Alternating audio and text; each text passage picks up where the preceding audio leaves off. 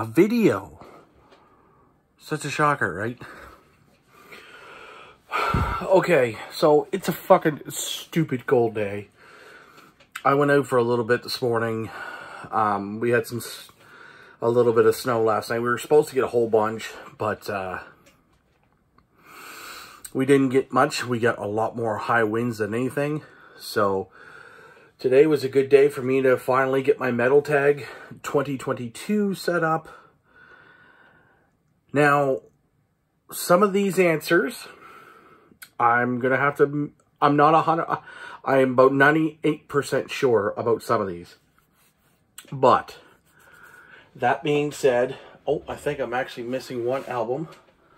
So if you all could listen to my useless voice for about 30 seconds while I find this, because I'm stupid.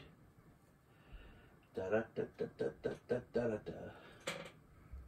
Where did it go? Where did it go? Did I? Oh, wait. Oh, never mind. It's actually under here. Haha! As usual, things are raw and I'm not that bright. So I'm going to pick us up here just a hair, just like this. Just like this, just like this. And we're going to do this. Okay. This is a little bit better. So, let's get into this. Oh, now I'm banging keyboards and shit. All right. So Scott the Rock Scout, this is kind of like an annual thing. And he did one last year for the Metal Tag 2021. Because the vinyl tags floating around. There's even a vinyl punk tag floating around too, which is cool. That's everybody's deal. You can do jazz, you can kind of do whatever you want in the vinyl community. But a lot of guys are doing the metal one because there's a lot more metalheads. It's just, you know, a thing. So for the very first question, because there's 20 questions, and you're going to answer them by showing records, blah, blah, blah, blah, blah, blah, blah, and all of that fun stuff. Now, the first question, this is the one where I think this is correct. So the very first question was, favorite reissue of 2021. Now, originally, I'm like, I don't have one, I don't think. And I got thinking, no, because I heard that the Death reissues, this here, actually come out in 2017. But I believe it's these variants. I think it's just the butterfly splatters. I think that's the reissue on with that variant. So I hope that's correct. I'm almost 95% sure that it is. If not, well, then I already fucked up. So moving on to discovered a band, old or new. I didn't really, like, you know, this may seem really weird because I've kind of known about them for so long. And I don't, like, I guess discovered how good they were. And that's what I'm going to go with. And that's Cathedral. I'd always heard the name floating around. So it's not like I'm discovering them. But it's not like they're obviously not a new band. But because they're an old band, I'm actually finally getting into them as a whole.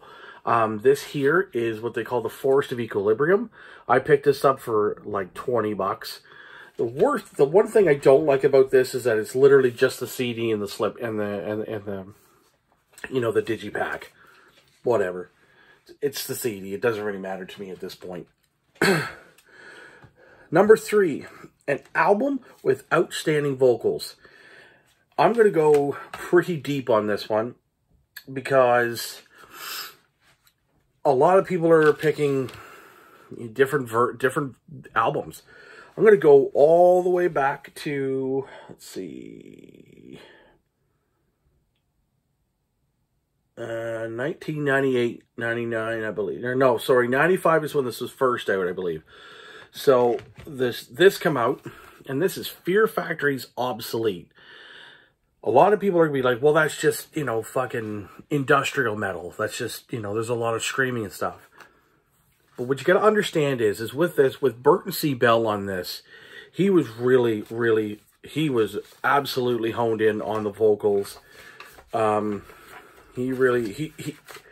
He churned it out, man. There are some songs where, like on Edge Crusher, you know, he's kind of got that sort of hip-hop sort of vocal approach going on.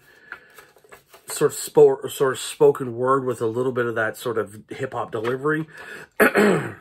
You also have Shock, which is just another brutal song. And then later on in the record, you have two songs back-to-back. One is called Resurrection, where there's a lot of clean singing.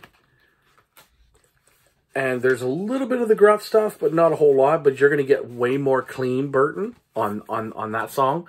And then right after that, there's a sort of little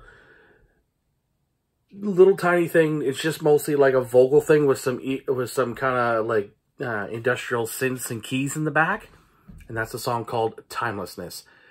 His vocal on that and Resurrection alone is what I call perfect. Number 4. We're already at 6 minutes here, and I'm only on song number 4. I'm going to speed this up a little. So, number 4, Gap Filler. Real simple. Never Say Die. It's not the greatest. I have Technical Ecstasy, so technically, haha, pun intended. This and Technical Ecstasy would be classified as gap fillers. Number 5, a cheap pickup. I literally picked this up for $5. It's like an OG sort of pressing of AC/DC's Back in Black. The case is basically mangled. This is in fucking excellent shape. Look at that writing on there. Look at how good that is. It's probably barely played. Yeah, 1980. I don't know if that's when Buddy bought it, because if it is, that's pretty cool. I don't think it's worth a whole lot, but you never know. I don't really look into that too much. You know, it's $5. Okay, so this next one, number 8, number 12, are going to be off this record. So to state this for the record, it says show your favorite artwork. I don't have it. Okay, I just don't own it yet. But it is Asphyx Necrosyros. A lot of guys have shown this as their favorite artwork, and that's cool. If you've already seen it, you know, you understand. Favorite track of 2021. That is absolutely easiest thing ever. It is off of this album, Violence Unimagined by Cannibal Corpse, and the song is Inhumane Harvest. It got the most plays on my streaming. Every time I put this in my CD player here, absolutely kicked ass. I always had it on that track because it's fucking good. That's why. Moving on to number 8, a song that was an earworm. Well, that's also easy. That is also off of Asphyx Necrosyros, and that is I think the first or second single that came out, and that's the Nameless Elite. As soon as you hear the barrel boom, as soon as you hear that, and then it picks up, Martin Van Drunen on this is absolutely a stunning performance. Riff-wise, everything is there. The beats, the songs, it's all fucking killer. If you don't own this or haven't heard it yet, I suggest you do that. But those who have owned it or they have heard it, you know. 2 albums destined to be culled from your collection. That was easy. These 2 here, Arch Enemy's Tyrant and Judas Priest, Hero Hero. I played this once in my old vehicle. That was it. I played this once on my stereo. That was it. Just this doesn't do it for me, because I think this one here has Angela Gossow on it. I don't really like her that much. And this was, yeah, I love Judas Priest, don't get me wrong. I really love Priest, but this was not my thing. Okay. Band you've gone off of. Simple. Megadeth. You want to know why? They're boring. I really don't find them exciting anymore. I haven't been a big fan of Megadeth since United Abominations. Any of the new, like the Dystopia, I heard it once. I was like, yeah, I could do without that. I don't care. I've seen the magical cameo that Dave did, play 12 seconds of a song. Yeah, okay, sure. But what's he going to be ranting about? Is he going to be ranting about the same shit over and over? Probably. I just don't like Dave's whiny voice. I got to say, I'm over it. 100%. So, number 11, 90s album recommendation. Simple as pie. Right here. That is Fear Factory's Demanufacture. Everything on this here, the only one that I really was not really a big fan of was Therapy for Pain, which is the last track.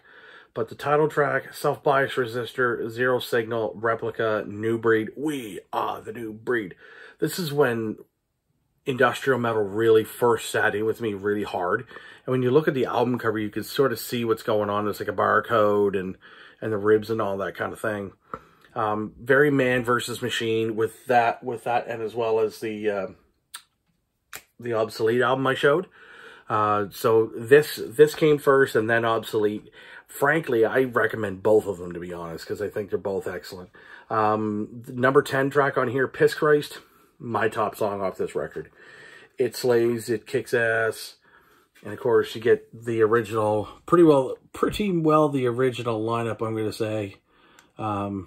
Just awesome. It's a shame, though, that Burton's not in the band. Number 12, name a single that prompted you to buy an album. Well, that's easy. I go back to the Nameless Elite with Ace Fix's Necrosyros, and also Botox Implosion had a big impact on me wanting to buy the record. Like I say, I've got it ordered at Sunrise, and whether it gets here or not, that's another story. I'm going to wait probably till about the end of January, and if it hasn't arrived, I'm just going to tell them to cancel it, and then I'll order it off Amazon, because I know I can get it through Prime. Number 13, epic song, 8 minutes or more. Easy as pie. That is the title track of this phenomenal record by the band Yob, Our Raw Heart. Our Raw Heart comes in at a total of 14 minutes and 28 seconds. If you want to talk about lush, gorgeous melodies, beautifully written lyrics about how Mike Scheidt literally went through hell with his, acute diverticulitis. It's a really long, beautiful song. If you don't like Yob, that's cool. If you're not into the songs that long, again, that's cool. This is in the very... Now, this song is really in the more like melodic doom, is what I would call that. But some of the other stuff on here would be like really sludgy, doomy kind of stuff. So number 14, we have Record Store Day Thoughts. A quick little thought. The original idea behind it, I was for, because I thought it was great. Unfortunately, what it's done is it's caused all the friggin', all the pressing plants to get bunged up. A lot of the record store owners have been forced to basically buy the entire lot, which can be good and maybe not. Honestly, I don't feel any need to get up stupid early to go to a record store to get a title, to look at titles I don't necessarily want. Do I participate? Yeah, I go because it's fucking record store day. But I don't buy anything from that's record store day exclusive. I don't. I just think it's dumb. I just like to be around my friends and go fucking buy records. It's that simple, guys. That's how I look at it. And that's how I'm going to look at it. It's literally, oh, record store day. I get to go hang out with my buddies and see what I can buy, Actually, I shouldn't say that because there's only one thing that I actually bought that was a legitimate record store day thing. Where did it go? Gotta quickly find it here. Oh, here it is. I think I might have mentioned this once. High on Fire, Bat Salad.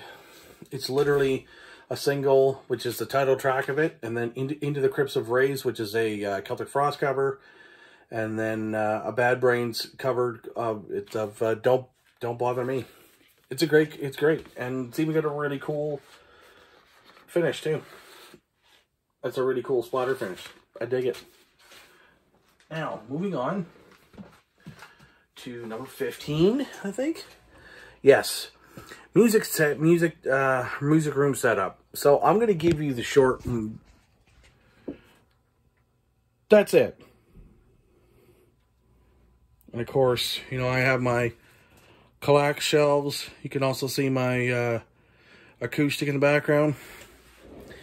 That's literally what I play everything on. So obviously, what I would change absolutely would be a proper turntable, proper set of speakers, more shelves, proper tape deck, proper receiver, and, you know, a CD player, basically. Yeah, that's what I need. That's what I would change. For band stuff, I don't have a big enough house. If I had a big enough house, I would absolutely have my own jam room in my house. It's just that simple, because I would have everything mic'd up properly to do what I need to do. Number 16, musical disappointment. 2021 was not good to us for musicians that passed. So in the metal world, unfortunately, the worst part was LG Petrov passing away of bile duct cancer, which sucks. Most anticipated record of 2022, that is the Halo Effect. The Halo Effect consists of basically 90s In Flames and Mikhail Stana from Dark Tranquility on vocals. So you have Jesper Stromblad, Nicholas Englund, who was just recently with In Flames as of a couple years ago, Peter Ewers, Daniel Svensson, and Michael. So I've already heard the first track, which is called Shadow Minds. So if you guys are into that sort of melodic death metal, melodic metal, Swedish metal, but you still like a really harsh vocal, that's what you want to do. In Flames has not done anything like that in quite some time. I think the last time they did anything that was like really good in terms of that was like, I'm going to say Come Clarity. I mean, with that sort of harsh vocal, there's some melodic singing in there, yes, but that's what I'm going to say.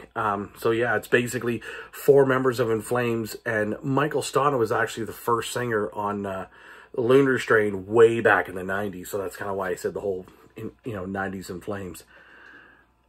Number 18, want to see a solo record from. That's simple. George Corpse Grinder Fisher he actually has one coming out. And I'm very stoked for that. I heard the first single, Acid Vat. It's not bad. It's not, I mean, there's another clip on YouTube if you just type in George Corpse Grinder Fisher. It's a 33-second video, and it's what I heard sounds really fucking good. So I'm looking forward to it. Number 19, placeholder rebuy. That was very easy. This here I got for literally $7. And that is, actually, I even still have the sticker showing that I paid $7. This is $1 Billion Babies. And the vinyl, I think, is still okay. But as you can tell, it's pretty beat up. There used to be money that was in here. No more. Now the vinyl I actually haven't looked at. It's pretty scratched up, but this is pretty legit, pretty OG press. 1973, $1 Billion Babies. It's got some scratches on it, but you know what? I paid, like I said, $7 for it, so it's a great record. It's one that I really do. It's one that I like. I've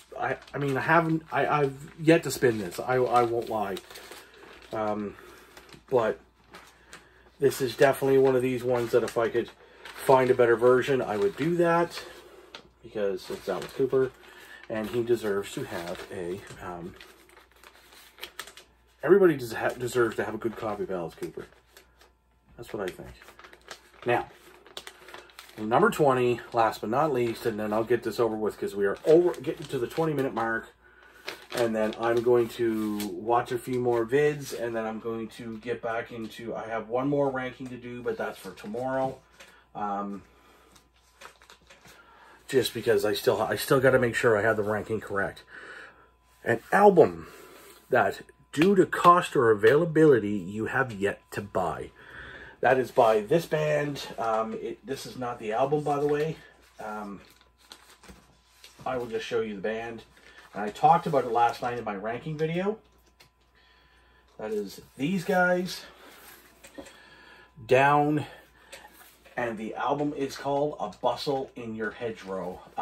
As I had mentioned in my last night's video, which is the ranking, basically, every time I go to look for this, either on vinyl or on CD, it's going to cost me about $20 to $30 in shipping, and it's going to cost about $180.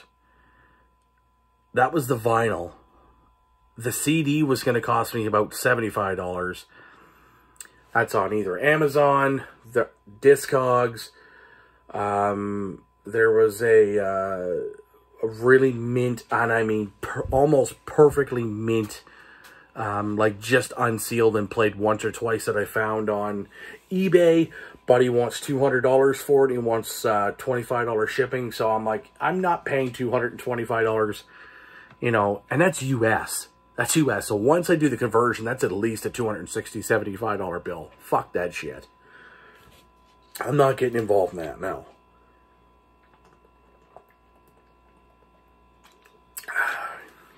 So if I can come across it for almost next to nothing, or if someone out there's got it, wants to let me know about it, you know, let me know. I'll get it off you.